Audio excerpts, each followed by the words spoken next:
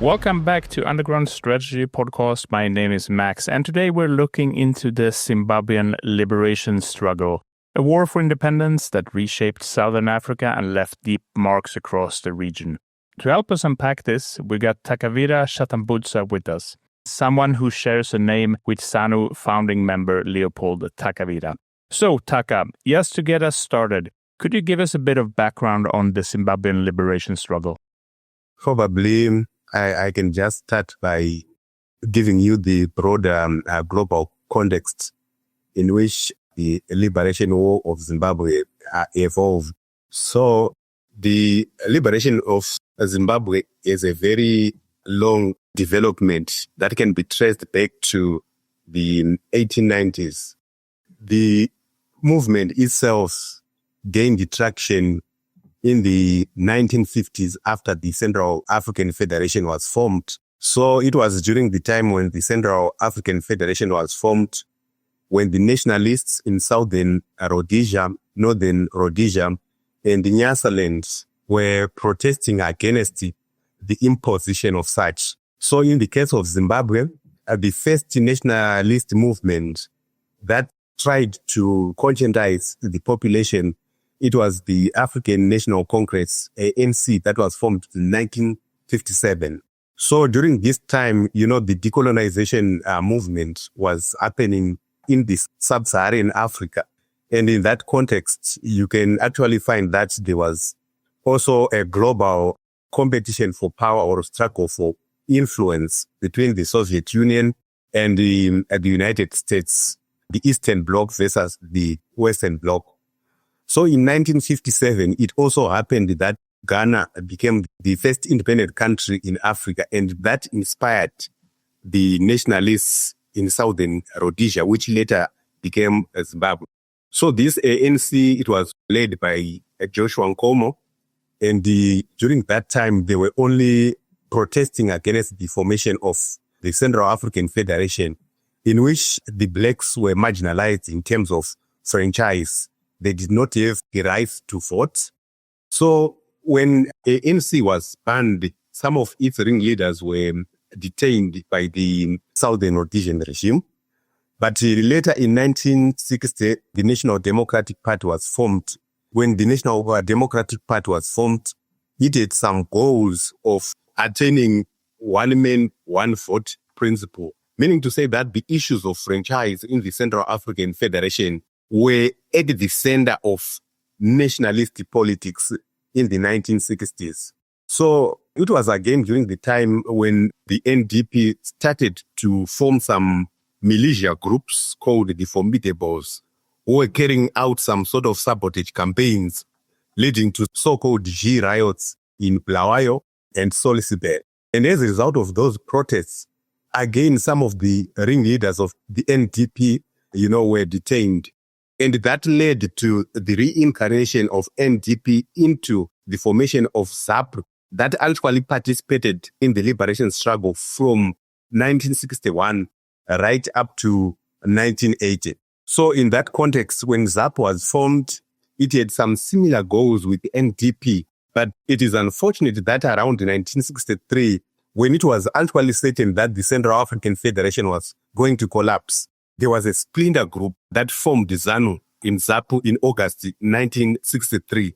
So the nationalists within ZAPU itself, they were debating about the strategy to engage the Southern Rhodesian government. So they thought that the British could actually come and assist them by negotiations, like what they had done to the case of Zambia, that was Northern Rhodesia, and the case of Malawi, that was Nyasaland. But unfortunately, it did not happen in the case of Southern Rhodesia because it was actually different, because Southern Rhodesia was a self-governing colony of Britain, unlike Northern Rhodesia and Nyasaland, which were protectorates of the British government. So against that background, we can actually see that during the early 1960s, there were sort of nationwide sabotage campaigns that were initiated by ZAPU, that were initiated by ZANU. But the whole liberation struggle, it escalated from 1965 after the unilateral declaration of independence by the Rhodesian Front Party that was led by Ian Smith. So from 1965 right up to 1975, there was an armed struggle that was happening in Zimbabwe, and the protagonists were the ZANLA, ZIPRA against the Rhodesian security forces. So I can say this is actually just a brief background to the liberation struggle. Thank you so much for that very solid introduction to the Zimbabwean liberation struggle. And building on that, you had mentioned ZANU and you've mentioned ZAPU. Maybe you can just explain to our listeners those acronyms. And while you're doing that, also, how do they differ in their approach to achieving independence? And their military wings, you also touched on it, ZANLA and ZIPRA. What role did they play in the war? Thank you, Tony. So the acronym ZAPU, it stands for Zimbabwe African People's Union. And the acronym ZANU, it stands for Zimbabwe African National Union. Then ZIPRA, it's Zimbabwe People's Revolutionary Army. Then ZANLA, Zimbabwe African National Liberation Army. So ZAPU and ZIPRA, it was sort of one organization. ZIPRA was an armed wing of ZAPU, and ZANLA was an armed wing of ZANU. So these are two nationalist organizations that evolved in the early 1960s. They had something in common. That is, they wanted to liberate Zimbabwe from white minority rule. But there had some slight differences between these two rival organizations. When the war started to escalate in the late 1960s, early 1970s, and late 1970s. So I will start by examining the role played by ZAPU and ZIPRA, just giving you a very brief summary of some of the strategies and tactics embraced by this organization. So in the early 1960s, like what I've said, they started by launching some sabotage campaigns. But it is very unfortunate that those campaigns were highly ineffective. And some of the early saboteurs were arrested by the Rhodesian government. And as a result of that, ZAP went a step further to organize for a proper armed struggle where it started to intensify some recruitment programs in southern Rhodesia as well as in Zambia, which was independent then after 1964. So some of these recruits were sent to the Eastern Bloc countries, the likes of the Soviet Union. Some were sent to Algeria. Some were sent to North Korea. Some were also even sent to China during this time. So from 1965 right up to 1969, ZAPU now started to launch the proper liberation war. But in the early 1960s, when it infiltrated the operational areas in Rhodesia during that time, they wanted just to recruit many potential guerrillas from different parts of the country. And they also wanted to carry out some reconnaissance mission. They wanted to identify some enemy targets, which they thought when they could hit such targets, probably the Rhodesian government could come to the negotiating table. But that didn't go well as well, because it was still during the infancy of the ZIPRA, that is its armed wing. So around 1966, ZIPRA also entered into an agreement with the African National Congress of South Africa, ANC, for some joint operations.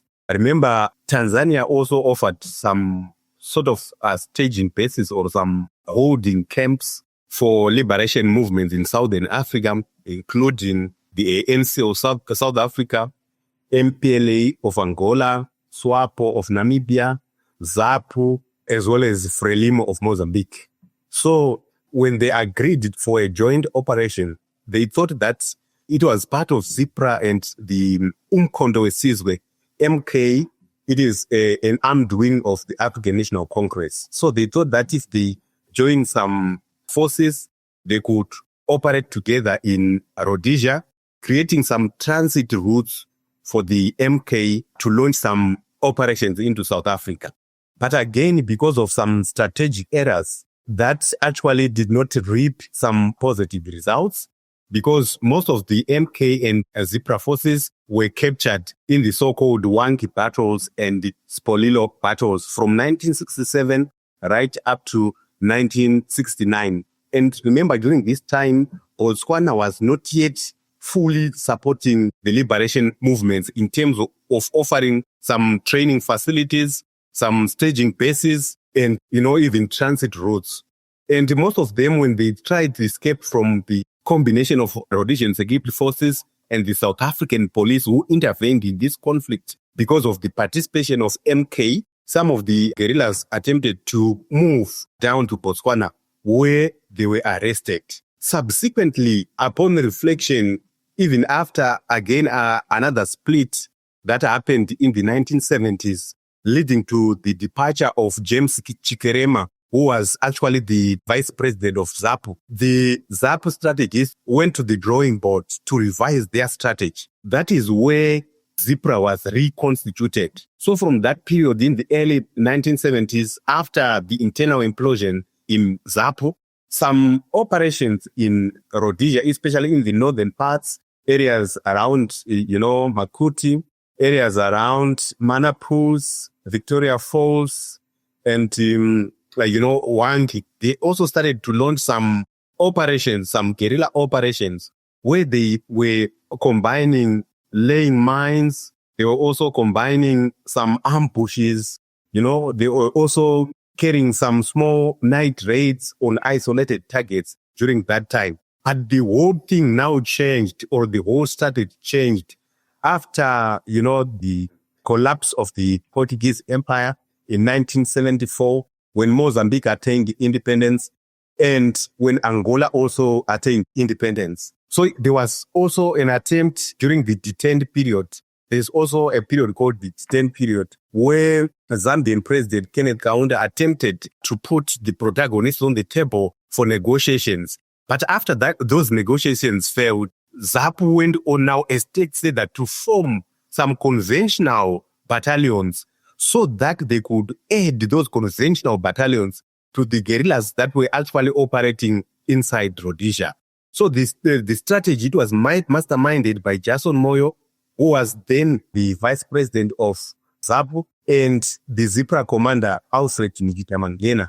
So the 10-point strategy, it is actually a very big topic that I cannot actually exhaust. Maybe I do is very minimum time to talk about the 10-point strategy. But if questions are going to arise, I'm going to articulate further what the 10-point strategy was all about. Then on the case of ZANLA and the ZANU, the first battle in which they attempted to engage the Rhodesian security forces was on the 20th of April 1966, when about 7 ZANLA guerrillas were killed by the Rhodesian security forces. Then from 1966 right up to 1972, ZANLA did not actually deploy some forces inside Rhodesia because it attempted to change its strategy, focusing on Maoist approach. So most of the ZANLA guerrillas were trained by China during this time, where they adopted a Maoist approach in which they were supposed to carry out political indoctrination of the population before they engaged any targets inside Rhodesia. So most of the ZANLA guerrillas did not receive extensive training in the way in which ZAPU or ZIPRA guerrillas received, because ZANLA emphasized numbers. They wanted more political commissars to campaign for ZANU, since it was sort of a dissident party that broke out from ZAPU. And as a result of that, the operations of ZANLA started to gain traction in 1972 when they launched some joint operations with the Frelimo of Mozambique. But these operations, they intensified after the independence of Mozambique in 1975, when some new military provinces were introduced. On top of Tete province, which was operational then, there was the introduction of the Manica province, the Gaza province, where most of the ZANLA guerrillas managed to infiltrate Rhodesia and participate in political mobilization. So the ZANLA guerrillas recruited extensively. And by 1979 or by 1978, they managed to create some liberated zones in many parts of the northeastern Rhodesia during that time.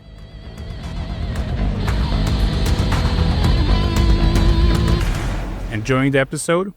Leave a review wherever you listen. YouTube, hit subscribe to keep us going. Let's carry on.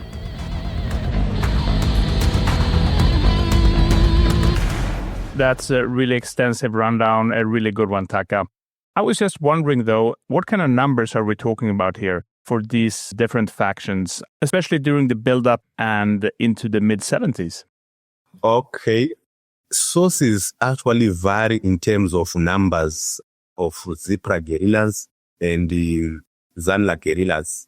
So if you examine some of the primary sources, they emphasize that, ZIPRA managed to recruit about 20,000 by December 1979. Then ZANLA managed to recruit about 40,000 guerrillas by December 1979. So it depends on sources that you consult in terms of these numbers. But definitely ZANLA had more guerrillas than ZIPRA because of the Maoist approach which they adopted, which they emphasized on political mobilization and indoctrination. So when do we actually see a real breakthrough for these movements? Because earlier you mentioned it was a rocky start with a lot of unsuccessful operations. Is there a clear turning point where they start breaking through and gaining real momentum over time? From 1975, when Angola and Mozambique attained independence, I think that was the turning point of the liberation war of Zimbabwe, because Angola also provided some training facilities, especially at Boma, for the ZIPRA guerrillas. Then Mozambique also provided some holding and training facilities to ZANLA.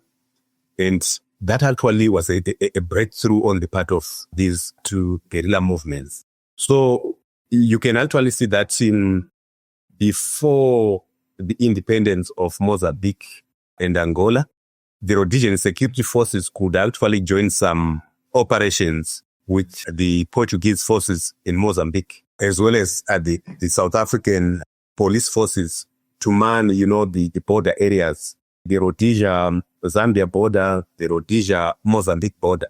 But after the collapse of the Portuguese regime, the new government that was headed by Samora Machel, the new Frelimo government, it offered, some staging bases for ZANLA, leading to the opening of other new operational areas where the guerrillas started now to have breakthrough infiltrating the northeastern and southeastern parts of Rhodesia. And again, during that time, Botswana started now cooperating the ZIPRA guerrillas, leading to the formation of the Southern Front. This Southern Front was a great breakthrough on the part of ZIPRA because they were now having access to the southwestern parts of Rhodesia without necessarily crossing the Zambezi River, which was actually a menace or a challenge before the late 1970s.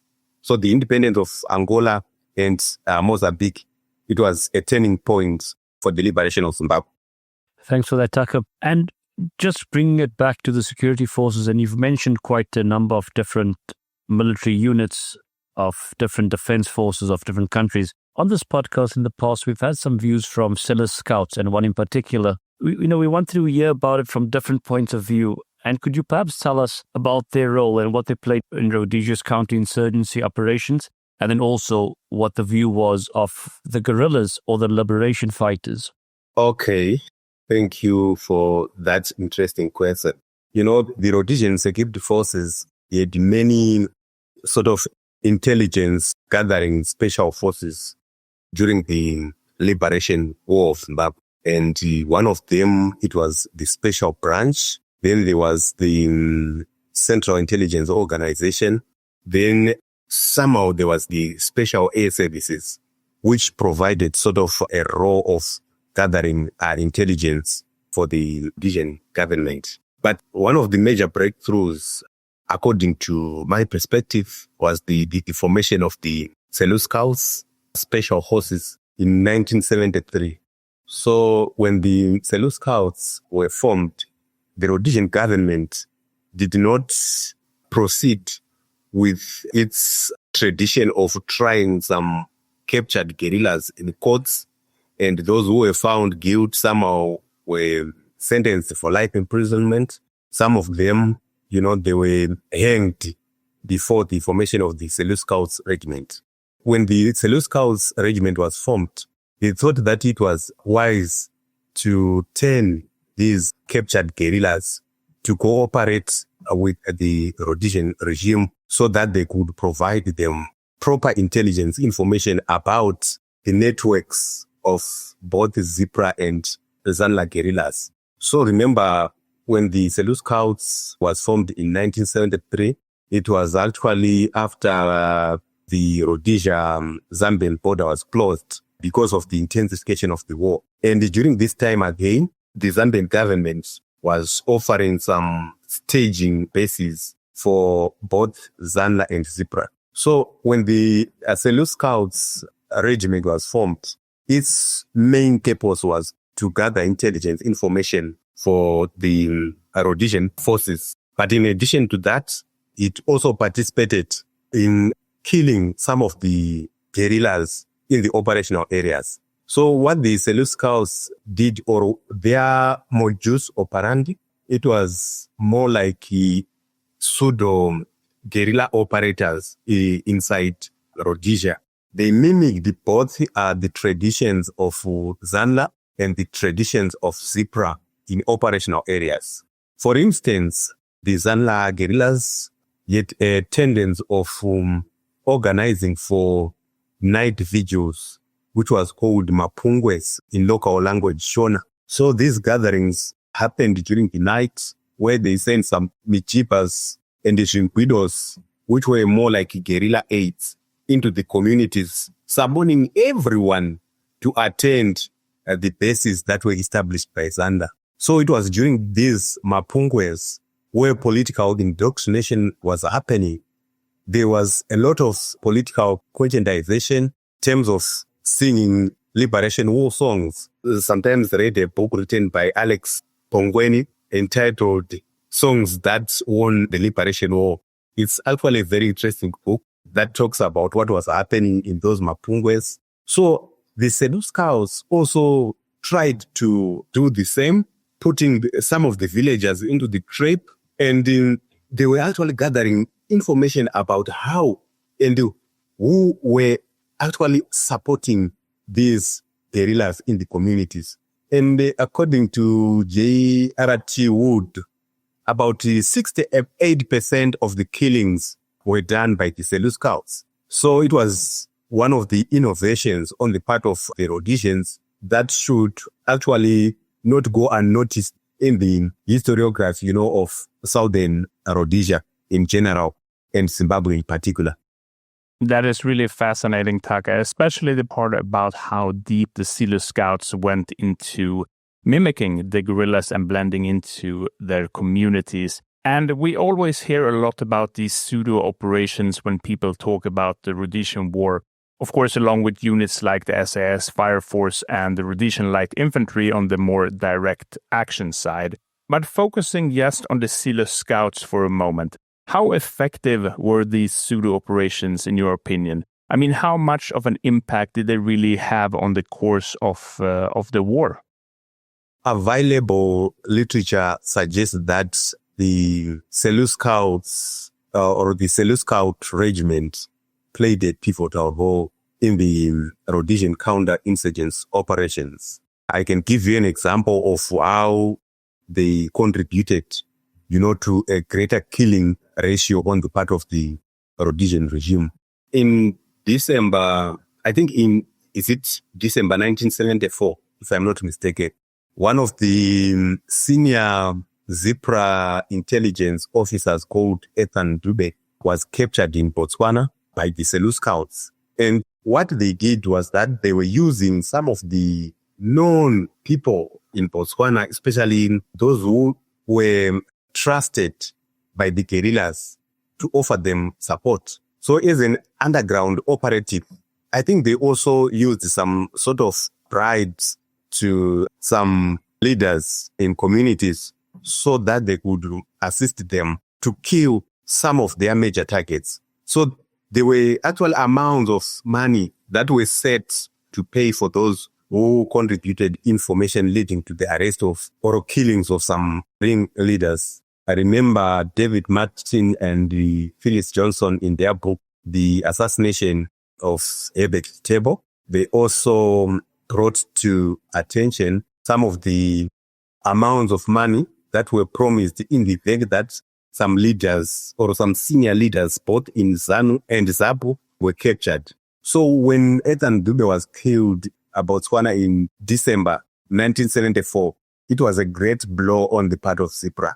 And again, around 1977, when Jason Moyo was killed, that is in January 1977, there is also speculation among the ZIPRA veterans themselves that it was the Selous Scouts who participated in the assassination of Jason Moyo. So the whole story about the assassination of Jason Moyo, I think it's a hot potato issue. It's an issue that, has been debated by these ZIPRA veterans amongst themselves. But from available evidence, reading the books written by Henrik Ellet, you can actually see that he acknowledged that it was the Rhodesians who killed Jason Moyo. Then, if you can also look at the assassination of Alfred Nikita Mangena, who was the commander of ZIPRA, you can acknowledge that it was the Selous Scouts, again, who participated in that operation. Because around the 1977, 78, 79, they were carrying out some cross-border raids into Mozambique and Zambia. So when Moyo and Mangena were eliminated in ZIPRA, that created a lot of turmoil in the organization. Then on the part of ZANLA, in 1976, the Selous Scouts also participated in the attack of a ZANLA camp called Nyadzonya, that was in Zambia. So there was a black Selous Scout called Morrison Nyati who participated in that operation. So on the part of the Rhodesian security forces, it was a great success because when they raided Nyadzonya, they managed to kill more than 1,000 occupants of that camp. And again, the issue of the raids of Nyadzonya brought a lot of controversy in the history of Zimbabwe, because others argue that it was not only a military camp.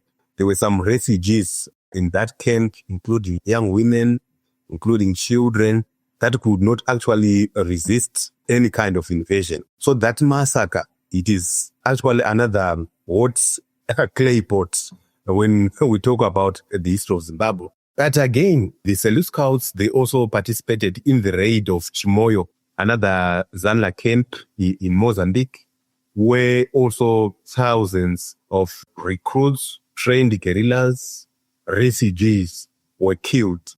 So the issues of Nyadzonya and Chimoyo, they are very sensitive in terms of the history of Zimbabwe. But from a broader perspective, we can argue that the Selous Scouts participated in the Rhodesian counterinsurgency operations successfully.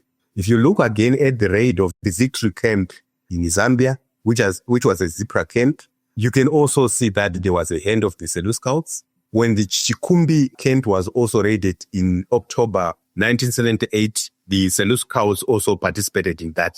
And even the Mukushi camp, which was actually a holding facility for ZIPRA women trained guerrillas, it was again the Selous Scouts who participated in those operations.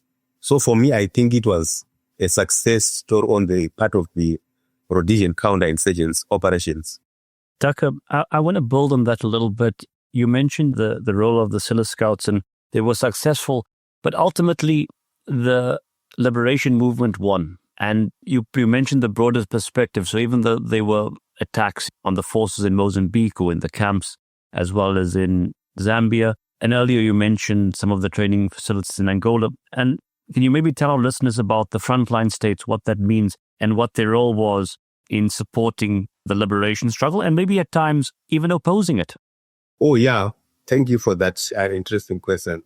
So the frontline states, it was a coalition of some independent Southern African states, including Zambia, Botswana, Angola, Mozambique, and Tanzania.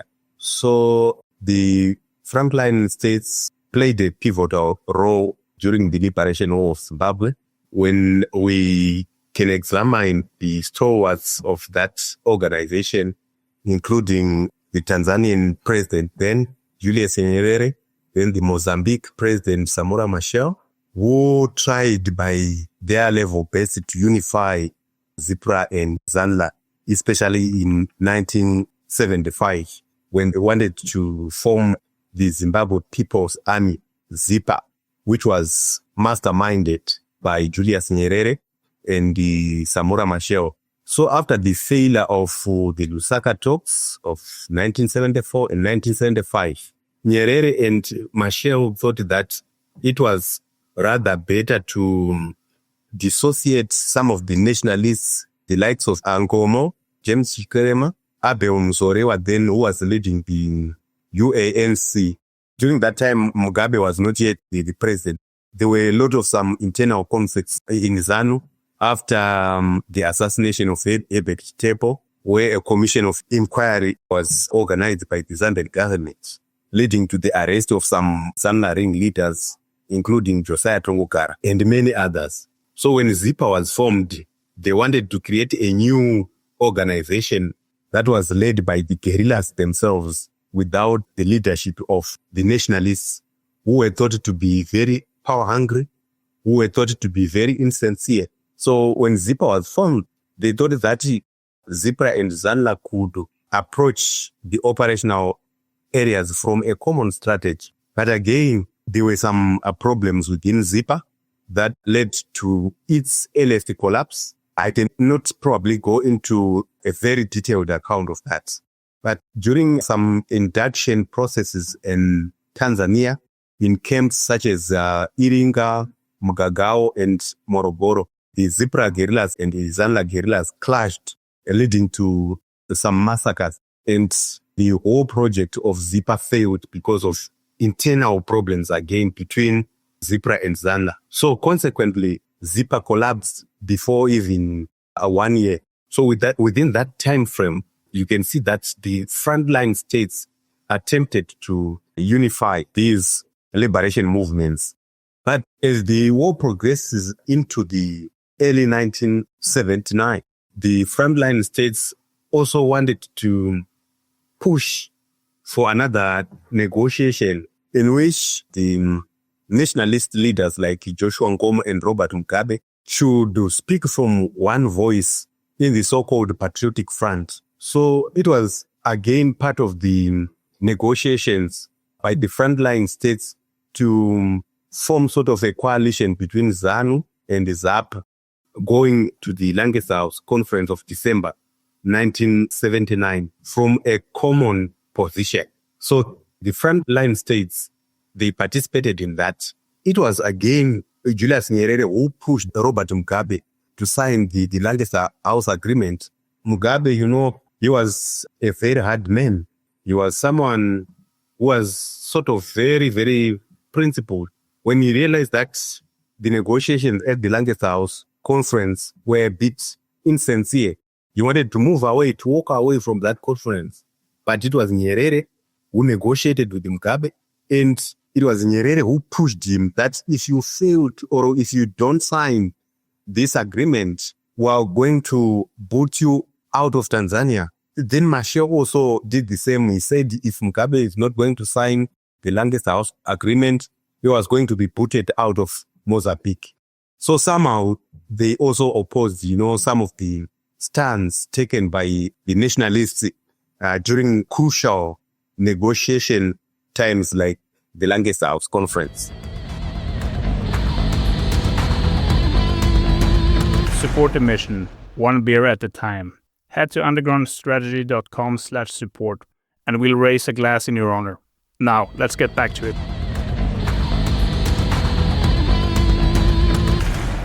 Thank you for that, Taka. And you've covered a lot of ground there. Could you maybe just, to wrap up on this part, could you maybe just tell our listeners what the Lancaster House Agreement was and, just briefly how the change happened and perhaps a little bit about, you mentioned the hard man, Robert Mugabe, who is no longer with us, but he left a big footprint. Maybe just to wrap up a few lines about that. Okay. The Lancaster House Agreement of December 1979, it is a background, say, to 1978, when the guerrillas launched an attack on the Salisbury fuel tanks in Rhodesia, leading to the loss of thousands of liters of petrol. And Ian Smith declared it a national disaster. So by December 1978, the war was reaching a tipping point. And again, there were also events that were also unfortunate on the part of the war. The bringing down of some civilian aircraft, the Viscounts in February 78, it's September 78 and February 79. So those events, they actually shaped, how the conflict was evolving. And when it was very obvious that there was not going to be any military victory in this struggle, then the protagonists decided then to gather in the UK at Lancaster, where they negotiated for a transitional government for Zimbabwe. So again, during this conference, Britain played a very pivotal role in making the agreement come to fruition. There are so many debates around the Lancaster House Agreement, because when Ngomo or when ZIPRA shot down the Viscounts, he was regarded now as a bloodthirsty communist, someone who should not rule an independent Zimbabwe. So when I interviewed Dimiso Dabengwa, one of the ZIPRA intelligence officers, when he was still alive, he said that during the Lancaster House conference, he had a sort of private talk with some of the diplomats there, and he was tipped that you are getting into something that is pre-planned. You are getting into a threat because Mugabe is going to win by 57%. You are going to get only 20% out of the votes. Then to Dabengwa, when he was discussing with that diplomat, it didn't make sense to him. But fortunately or unfortunately, the result of elections in April 1980, they came exactly as he was told. That's when Ngomo and his ZAPU political organization was defeated by ZANU, and that marked the beginning of Zimbabwean political independence. Thank you, Taka. And I know we only just scratched the surface when it comes to Zimbabwe's liberation struggle. It's a massive topic and honestly one we could easily spend many, many more episodes on, especially considering how much it shaped not just Zimbabwe, but the history of Southern Africa as a whole. But before we close off for today, could you tell us a bit about yourself and your research? Okay, thank you. My name is Takawira Chatambudza. I'm a PhD candidate at the University of Calgary. So right now I'm in my 4th year and I'm about to finish my PhD program. I'm researching on the liberation war of Zimbabwe, focusing in particular on ZIPRA and its participation in the liberation struggle for Zimbabwe.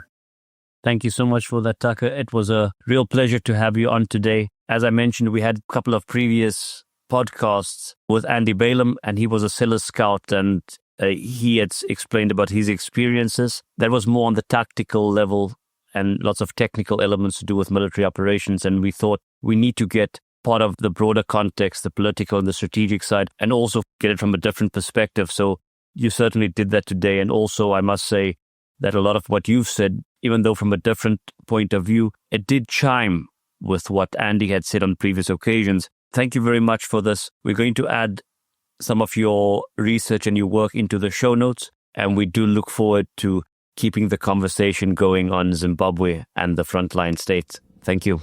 Thank you very much. Thanks again, Taka. Really great having you on.